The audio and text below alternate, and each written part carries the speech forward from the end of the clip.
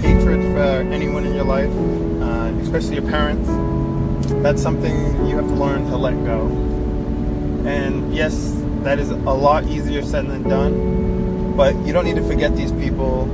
You don't need to wish they were dead. You don't need any of that. You learn from it. The best example I can give of this is my mom's an alcoholic. She also smokes all the time. And for a long time, I hated her. I despised her. And I just couldn't stand her. It's the reason I got emancipated at 15. It's the reason I've been on my own since I've been 15. But I'm happy that she was around. Not because she was my mother, but because everything she became is everything I didn't want to become. I saw that her anger when she was drunk, the things she did to me, such as beat me, verbally abuse me, physically abuse me, it was something I never wanted to become. And even though I took her anger with me, I learned that I never wanted to be her. I never wanted to be that person to beat my kids or that people hated.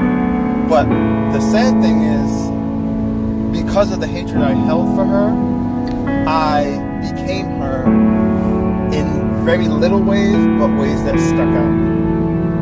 Many older individuals that I know, the guys I play basketball with, the members from the YMCA, say, you know what, I'm a talker. I don't have many friends my age. I'm 26, I don't have any friends my age. But I have a lot of older acquaintances, such as 40, 50-year-olds, 60-year-olds, 70-year-olds. People that say I'm an old man at heart. And that's true.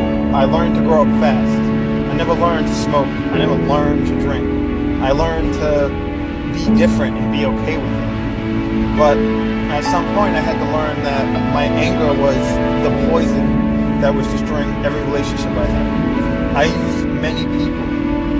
I used a lot of people to get where I am sometimes. I was just like, I did have a lot of help along the way, but I burned a lot of bridges because I was selfish and I was angry.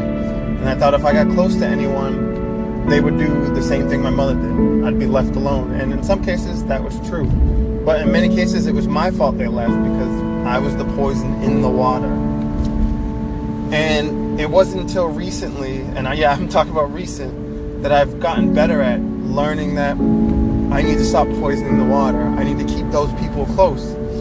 And I need to stop thinking, what if they poison my water? I have to make sure that I do my best to not poison my own water. And you do too. You have to start understanding that your hatred for someone can be the reason many people can't stand you. And I'm not saying you should change everything about yourself for someone else. That's not how it should be.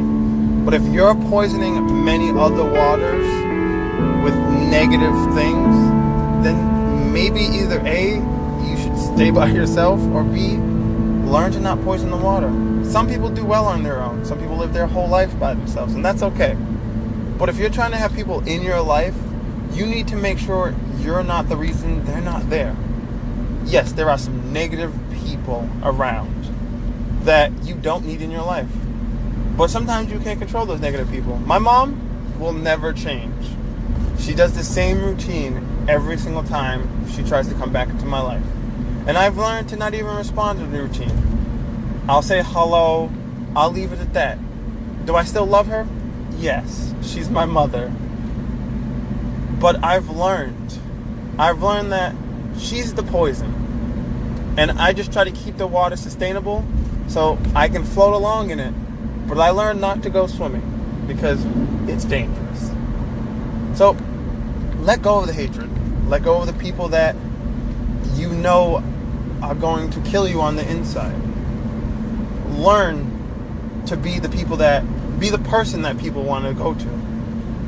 Whether that's because your knowledge on what you're good at, such as whatever it is, reading, maybe lifting. Hell, maybe you're really good at solving problems. Learn to be the person people want to go to for those things. Learn to be the boat people float on.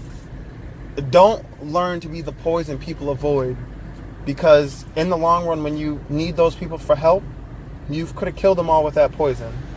So, start learning how you might be poisoning the water. And if you're not, then keep doing the things you do.